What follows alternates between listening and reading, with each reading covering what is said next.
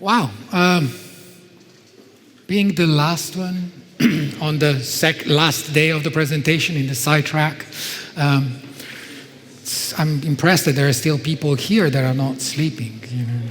It's professionally what we call this slot the twilight zone.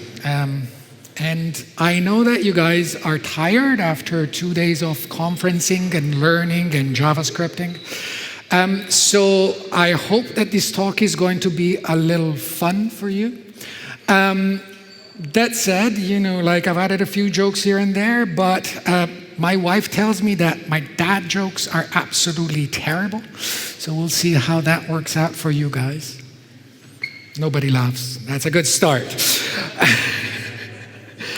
Hi, my name is Pier. And you might remember me from such amazing projects, such as the Java Servlet API, the Java API for XML, Java 2 SE 1.5, and a lot more Java goodness. And I'm sure that right now you're actually wondering whether I am at the right conference here. Well, I am. You see, like a few years back when I was living in Tokyo, I met this fine gentleman. His name is Jed Schmidt. We were working together, and he's one of the creator of, for example, Brooklyn.js, is quite a famous name over there. And he, thanks to the beatings of this fine gentleman, I kind of like, praise the Lord, I saw the light. I abandoned the dark side and converted to this wonderful world of Node.js. Let me tell you, life since then has been all ponies and rainbows. But I want to point out one thing.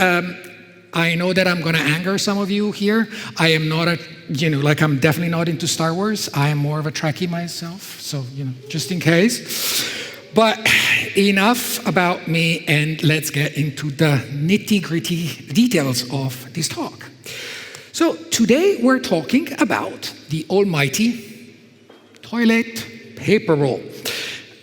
And now I'm sure that you're really wondering, am I at the right conference? How many of you are familiar with this wonderful object? I mean, if not this one, we can get the black one. It's so Berlin, Amazing. For your health, I really hope that you had a good use of this today. But what about JavaScript and toilet paper? Well, let's take a step back. You see, a couple of years back, I took a job at a company called Kerber. Kerber is a big giant in industrial manufacturing here in Germany. They are one of the largest manufacturers of industrial machines, including, amongst 1,000 other things, between tobacco machines, palletizing equipment, and so on and so forth. We actually do produce machines that produce toilet paper and kitchen rolls. I am embedded with their digital lab, Kerber Digital, and at Kerber Digital, we develop digital applications for our customers, right? More specifically, I am in a team that develops this wonderful app. What we're building is called K-Edge. K-Edge is an app that has been designed to offer shift support for the operators of toilet paper machines, right? On K-Edge, as you can see there, operators of these machines can actually see their production stats, like how many logs they've produced, the average speed at which the machine is running, downtimes and whatnot. They can see the telemetry from the machine itself. You can see actually the graph over there. We take that graph, we analyze the speed, we create yellow segments or red segments. Yellow segments are reduced productivity, so when we are below that green line that you see over there, and the red segments is when the machine is actually stopped. So what happens, the operator at that point has the ability to create a digital report of their shift, right? So K-Edge is deployed as on a tablet that goes alongside the traditional HMI. The HMI is that big computer that you see big there that controls actually the machine itself. And the operators use the tablet to create a digital journal of their shift and replace their old paper-based trail of stuff, right? But so let's look a little bit about how K-Edge is built. So this is a quick outline of our architecture. The front end is a React app, so lots of JavaScript. It's deployed statically on Amazon S3, served through CloudFront. Login will be handled by Cognito really soon.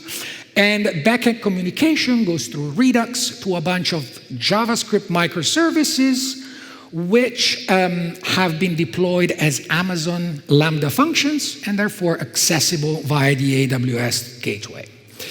Interesting, isn't it? No. It's 2019, nobody cares about another goddamn React app. Like if I were to talk about this, you might just as well go out to the beach and, catch some sun while you can, enjoy the heat and so on and so forth. So what's actually interesting about what we do? Well, to figure that out, we have to see how toilet paper is actually produced, right? So thanks to the National Geographic, this is how a modern toilet paper factory looks on the inside. This has been shot at Sofitel, which is one of the biggest producers of toilet paper here in the European market, and you can actually hear how loud this place is, right? Giant factories just to make toilet paper. But easier on the ears, let's look a little bit at how a production line is actually configured. This is a Perini machine, one of ours, wonderful piece of equipment that runs at around 50 kilometers an hour.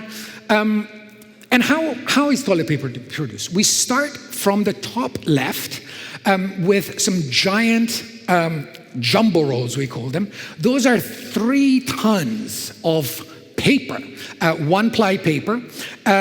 To put that into perspective, one of those rolls is enough for at least 3 of you to make toilet paper for the rest of your life, kind of thing. So pretty big. We unwind those ones, right? We unwind them 1, 2, or 3, or 4 of them, depending if we want to make 1-ply toilet paper, 2, 3, or 4-ply toilet paper. After the 3 unwinders that you see over here, we have what is called the embosser. The embosser basically takes these splice of toilet paper, pushes them together and embosses this nice little pattern that you see over here, right? And in the process, it injects air into the paper. So it makes it thicker, it makes it fluffier, softer, gentler on your rear end, maybe. And after the paper is embossed, basically what happens is that the cardboard core here gets produced by that machine that you see in the middle over there.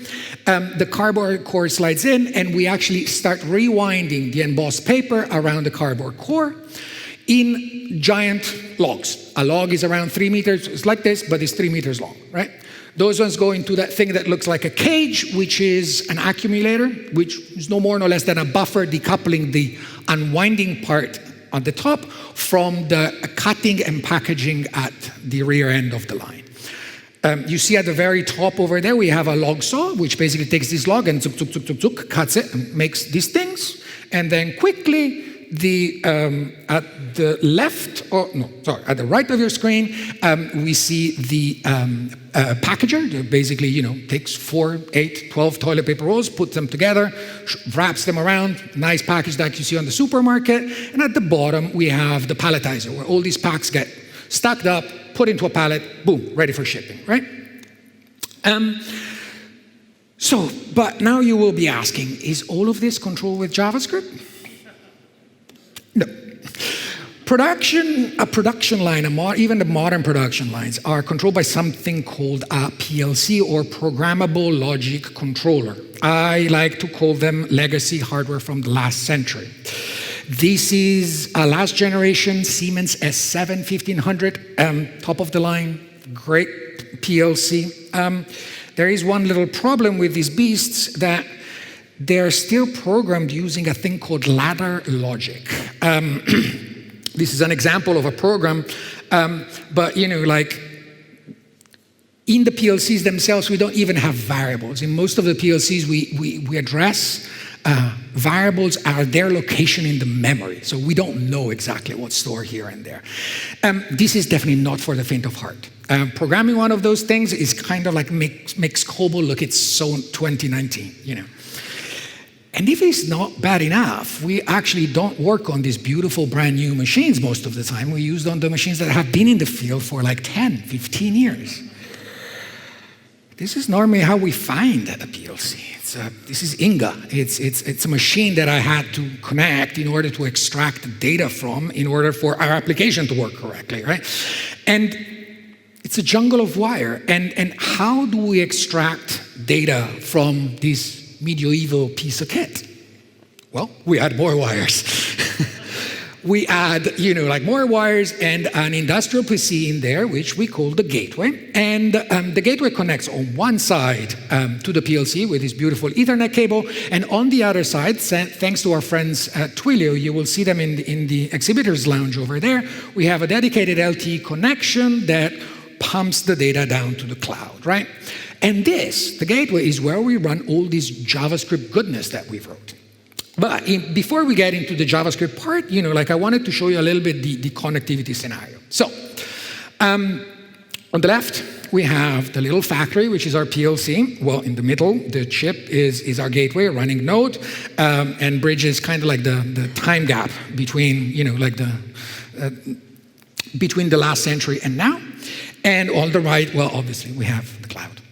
So the data flow here is interesting because being stuck in the past, the PLC does not know anything about encryption, security, not even a password, right? If I can read from a PLC, I can write to it, I can reprogram it, I can do whatever I want with it. And the only thing that I need to do that is an IP address to which I can connect to. Now, this is very insecure. That has been used many times in the past. Probably the most famous case is when all the centrifuges in Iran for processing uraniums were disabled by some malicious code by simply destroying the programming on the PLC that spun up those centrifuges, and boom, machine is gone, right?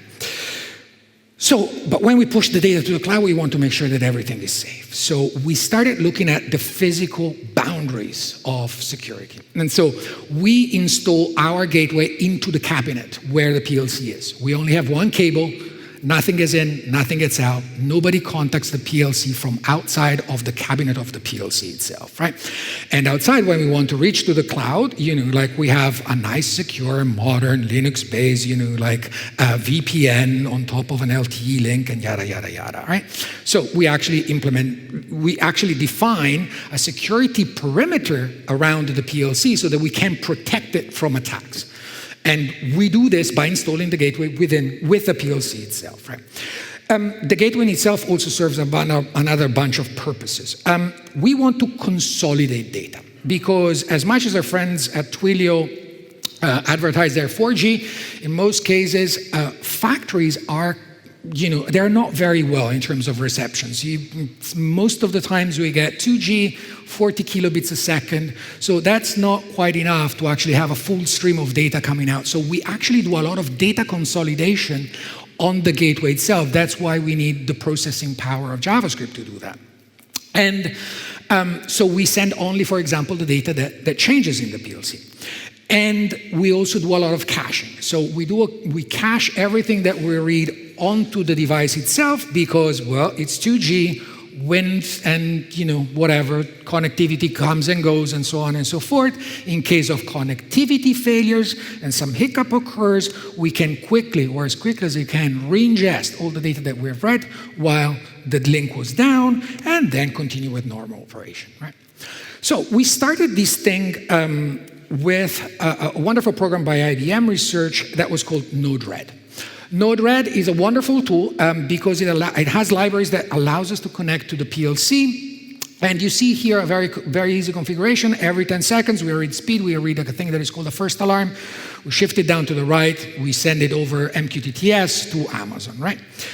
This is great. It's a nice GUI, can do things very quickly. It's all based in JavaScript, and it's amazing, but gets really complicated when we start reading like a bunch of variables.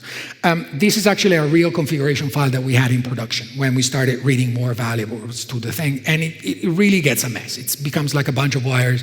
You never know who is changing what. We cannot manage these files and so on and so forth, right?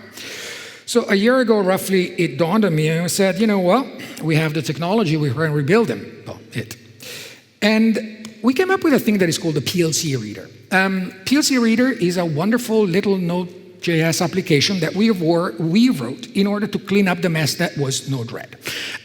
JavaScript, why? Because Node-RED was built in Node. Continue with Node because we had the reliability over there. But we managed to bring some automation in the world of point-and-click GUIs, right? It does a very simple job. It reads values from various sources, which we call drivers, and processes in various ways through a pipeline of what we call processors, right? On top of that, it's easily deployed as a Debian package. We built a little tool called DEBIANIZE, and it's all managed. All the configuration is not point and click, but it's YAML files. Easy to manage, Git central, we can track who changes what, and we can deploy things with Circle CI and Ansible to all our gateways and whatnot, right? So, let's look at one of those configuration files. Very, very easily, here we have one driver, a driver that, guess what, connects to a PLC, a Siemens S7 PLC. We have the IP address and the port to which we connect to, read and write. Rack and slot are particular parameters for the RFC 1006 protocol that we're using to talk to these things. And what's important is that every 2 seconds, we read these variable, or better, we read these memory addresses at DB5102 and at offset 12. That's a word, and that's basically an unsigned 16-bit integer. We call that speed. So that's where we find the speed at which the machine is running. At offset 36, we see the code of the first alarm, and so on and so forth. Right? This is one of the drivers. We have many other drivers which we wrote, for example, to monitor the performance of our gateway itself. So here I just listed, like load average. Every 10 seconds we read the load average. CPU percentages. Every 10 seconds we just calculate the percentage of the CPU used. Memory, we also have latency to monitor that beautiful Twilio connection. And this is how we start getting data into the system, right? What do we do with that? It's very easy. We have a bunch of processors which are organized in a pipeline, one after another. Each processor can subscribe to one, two, many, all of the values that are published by the drivers or are republished by the processors. And here we have a very simple example of 3 processors that we are actually using. The first one is a function, the only line of JavaScript that probably you will see in my talk, which takes the speed, which in the machine is published in decimeters per minute, don't know why, but we divide it by 10 in meters per minute, great. The second one, stringify, because like we read alarms as unsigned 16-bit integers, but they're not actually numbers. We cannot make an average on an alarm code, so we convert them into strings and we consolidate the stuff that I was telling you before. So like if the alarm changes, then we publish it. Otherwise, if the alarm has not changed, we swallow that message, right? But the most important probably processors that we have are, like the last 2 that we use at the end of the pipeline, the batcher and the MQTT. Well, the batcher is very simply something that subscribes to all the messages, accumulates them, and every 30 seconds pushes out that thing that you see like over there, message, pushes out a message, which is no more no less than an array of timestamp at which the data was read, the name of the data point, and the value of the data point. Giant array. We also do compress it so that it's nice and tiny when we send over our 2G link. And then the MQTT processor does what it's supposed to be doing. Sends it over to MQTT, secure, blah, blah, blah, blah. Very nice. Right? This is how we use JavaScript. Everything behind this YAML file, every processor, every driver, the entire infrastructure to drive this thing is written in JavaScript. And we're using it like it's been a labor of love. We are extremely proud that it's running in production at real customer sites. It's feeding K-Edge with live, real data. It has been working out great. If you are a dad, maybe you know how proud you are. The other thing that I mentioned, there were a couple of extra things. Enough for the kid. YAML. We wrote a bunch of YAML extensions which we needed for these configuration files. YAML is great, but it's also terrible. It doesn't allow including, it doesn't allow a bunch of things. So we wrote a little extension over there to merge arrays of arrays. So if we have in one file define a list of drivers and in another file another list of drivers, we can just merge them together. It works great, obviously, with the next one, which is the include driver. So we include a snippet of YAML into another file, making sure that all the variables are visible by the included files and whatnot. So there is a little bit of logic over there. And then the last one that you use a lot for configuration is the join. It takes an array of values and concatenates them into a giant string. So it's great for things like variables. The certificate ID that repeats 25 million times in our configuration files, right? The other thing that I talked about was DEBIANIZE. DEBIANIZE is simply a little tool that we wrote in order to take your NPM package and have it as a deb. Why? Because we use Ubuntu on our gateways, so it was easy for us to just get one thing out of the way. You just slap it in your package.json, and you just do an npm run DEBIANIZE. This is actually the configuration of PLC reader in itself. It's very complex. It has sensible defaults, so it's a one line of addition. Makes a Debian package for you, kind of thing. So what's the state for us? What's the state of the onion in terms of like all the stuff that we've wrote so far? We have PLC reader, which is open source. You can just check it out on npm. We have DEBIANIZE that is ready out for everybody to use. YAML extensions as well, open source. Just get them, download them, even if you don't care about PLCs or industrial machines. They're there. They work. We also throw in because you're such a good audience, we also throw in a freebie, which is the IronDB persister. IronDB is the time series database that we use for telemetry data. It's a fantastic time series database developed by a friend of mine, Theo Slosanago, but they had no JavaScript drivers for them, so we wrote them, and they're also available for you guys to use if you use IronDB. And that's pretty much it for me, because I think that I have 2 minutes, and I was wondering if you guys have any questions. Sure. Given that the YAML file probably was written by a programmer, I don't see you handing it over to sales support. Why didn't you just do that as some sort of meta JavaScript? Because, that's right, because actually it is readable enough that can be handled by pre-sale support. Because in most cases, through the inclusions, that's why we wrote the YAML extensions, there are parts that people don't touch. But for example, the list of addresses in the memory in the PLC, that comes from an Excel file that the machine manufacturer actually makes. So that one is handled by a different team. When they change the PLC programming, they can just change that part.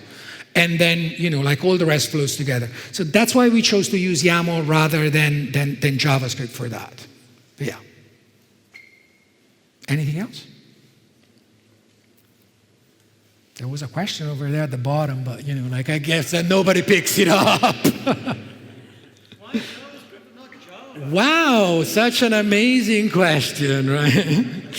I spent the first 15 years of my career building Java systems. I'm one of the co-founders of Jakarta and the XML Apache projects. I've been doing Java since 1997. And for me, it's like PLC reader. It's a labor of love. The problem over there is that we have seen that there is an aggressive actor in the Java world that is actually starting to copyright and push their copyright of the APIs out. We're talking about Oracle over there. That didn't give us confidence that what we were building for, especially in this case, when these gateways are over a 2G link, we didn't have the confidence that we could update the Java virtual machine every 6 months like Oracle wants us to do, kind of thing. And I know that Amazon came out with some wonderful things on their side, but I wonder how long those are going to last in a court. So JavaScript, on the other hand, ECMA, pretty much every implementation out there is open source, and it gives us the stability that we need. Thank you very much.